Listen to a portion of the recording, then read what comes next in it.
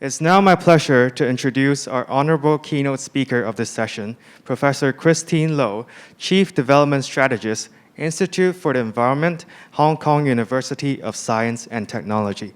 Professor Low, please.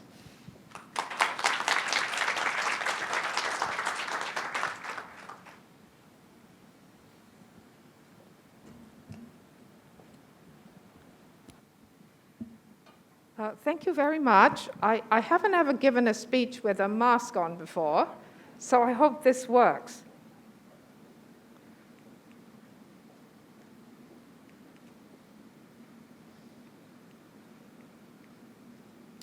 I want to cover a number of subjects, but what I want to do is go straight on to talking about the shock waves that are relevant to us.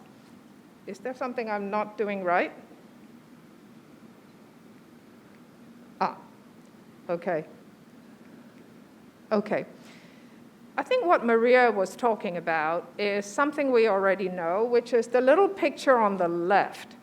So we're asking ourselves not to go back to business as usual. But to be honest, I think we need to understand that climate change, even though it's very, very important and we're all extremely committed, there are some other things that are happening in the world right now that are also relevant. So I think the issue for us in Hong Kong, especially for those companies that are running major businesses, what are those other, I don't even want to call them a trend because they're happening right now.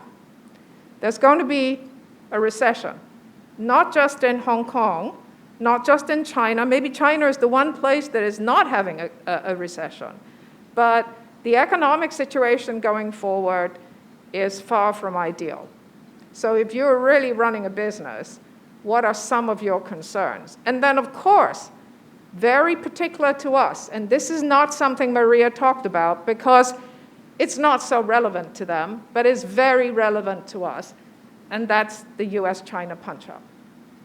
Now, the point I want to make here is, as we think about our business going forward, as we think about Hong Kong going forward, in the midst of these other happenings around the world, I think we need to ask ourselves, what is the smart thing to do? Now, the smart thing to do isn't so much about this year and next year. It is about placing ourselves, our city, our economy, our people, within a context of where we're going to spend time and investments to make sure that ourselves, our companies, our industry is going to be in a better place in the years to come. Because in the years to come, we may see trends like US and China decoupling. We may see a lot of turbulence. So I think those are things we need to integrate into our consideration about sustainability and about climate change. Now, I just want to say that we do want to do a lot on climate change, and we want to see climate change as one of the key aspects, almost like a fulcrum, that is going to take our business, our industry, and our economy, including our people, forward. So I hope I'll be able to show you some ideas of what that might mean for us. Now, some of the things that Maria talked about is how to align people. So as we are thinking about how to align our government, our business leaders, and of course we're talking about decarbonization in this particular panel, our energy companies are extremely important, what the utilities are going to do. And also, let us not forget our professionals. Hong Kong has an amazing community of professional people. And professional people, I mean, obviously engineers, and I know many of you have engineering backgrounds, but also other professionals, because later on we're going to talk about green finance. So our professional community here, how are we going to take on the threats and the opportunities going forward? And our financiers, of course, we have bankers who are in our midst. And they too, or at least some of the bankers, are asking themselves how they can transform their companies in terms of decarbonizing, helping to decarbonize the world.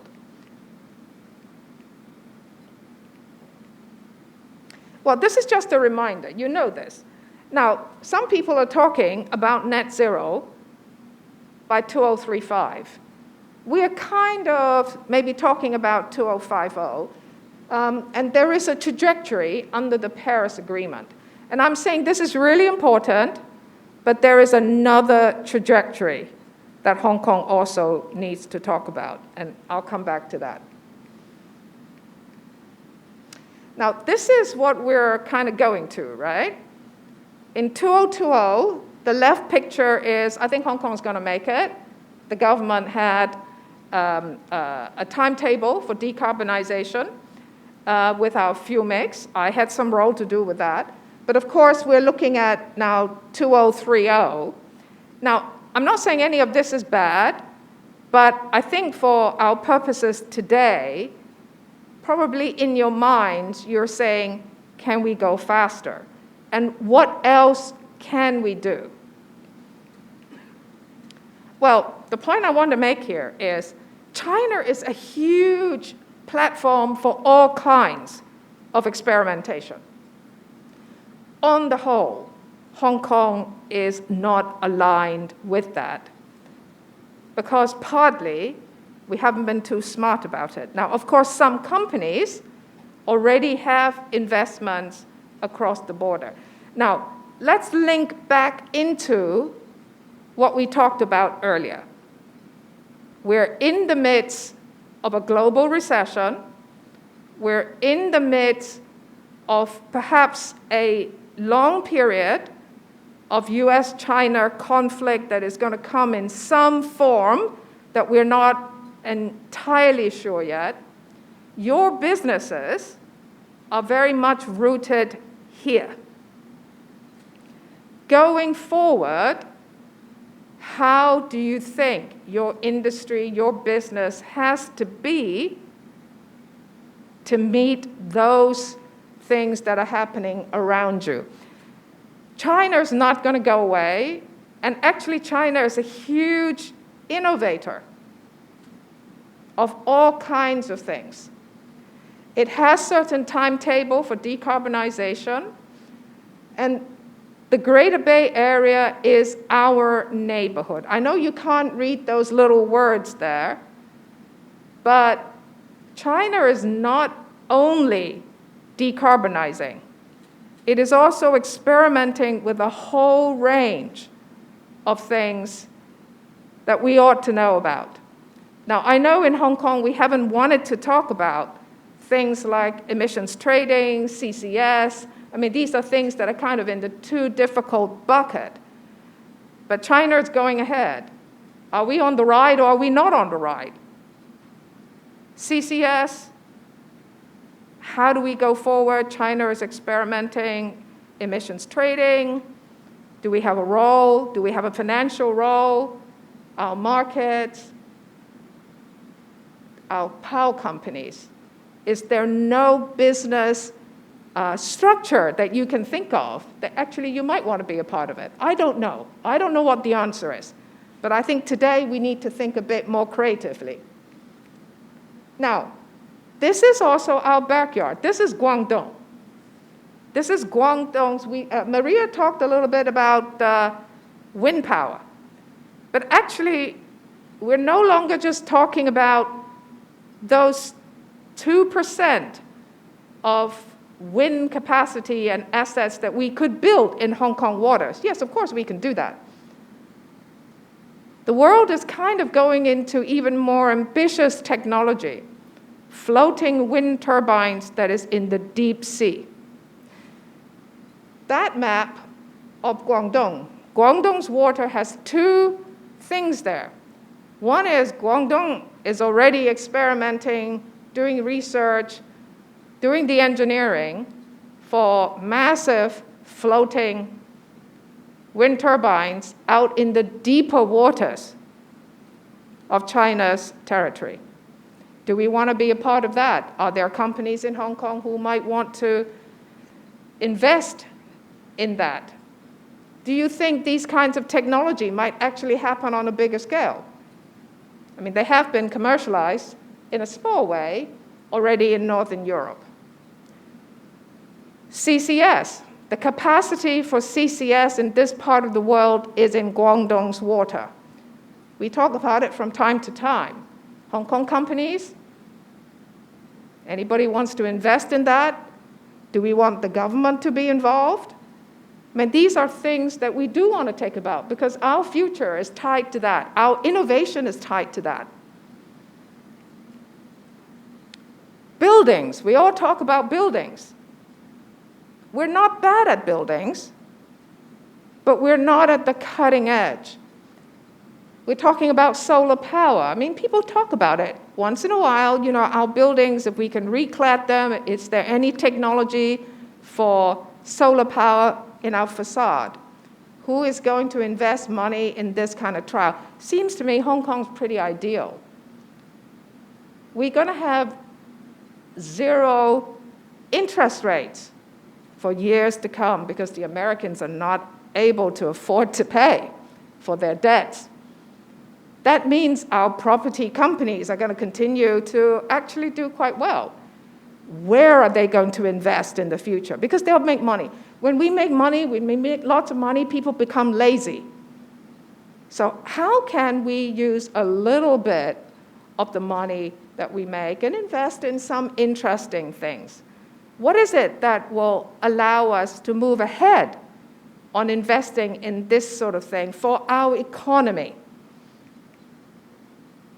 Well, the other thing is reimagining buildings. We're all in buildings. These are not dead structures because it is us. We're talking about well-being. And actually, we know today, big investment funds around the world, a lot of what they invest in are in property companies, and the assets of these companies are in real estate. Banks, the portfolio of banks, how much of it is tied to property? So some investors are already looking at building assets and thinking about the future. In 10 years' time, can you imagine that there might be new regulations? It might start in Europe, might not start here, but it might start in Europe, where you've got to be, for example, your indoor air quality has to meet a very high standard, no waste. I mean, you can see these things coming. So how can we lead in Hong Kong? We are the ultimate high-density property economy. Little advertising. At HKUST, we can combine energy efficiency, which you all know about, with indoor air quality that meets WHO standards. Question. So the geek guys, right, the engineers and so on, they now know what it takes to do that. Who's going to help us commercialize this? How can we really take it into Hong Kong?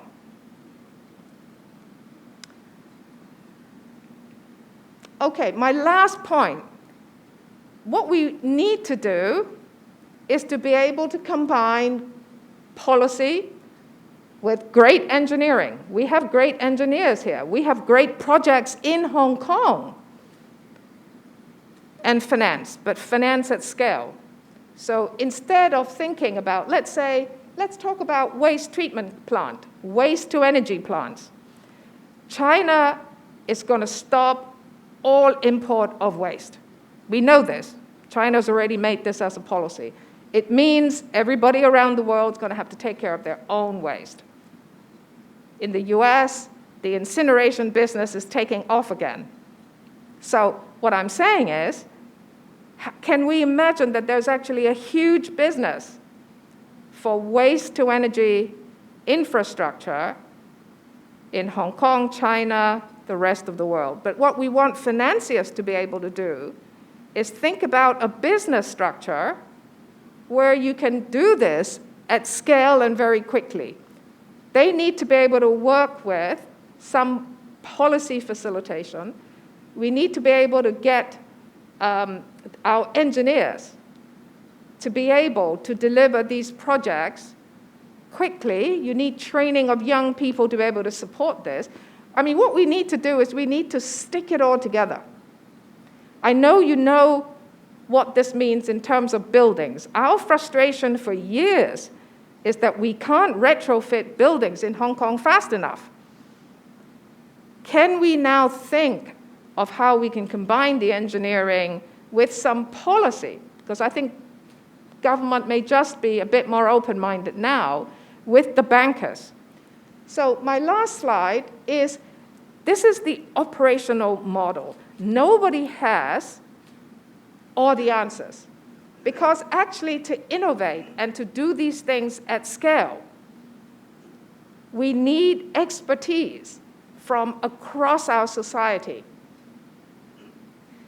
We generally know each other, but we don't somehow have the opportunity for everybody truly to sit together to look for a structure that will allow us to do this. Can we conceive of creating those opportunities now where we can do that? I do see at least two things where Hong Kong should be ready to go. One is the property sector, buildings. The second one is waste to energy.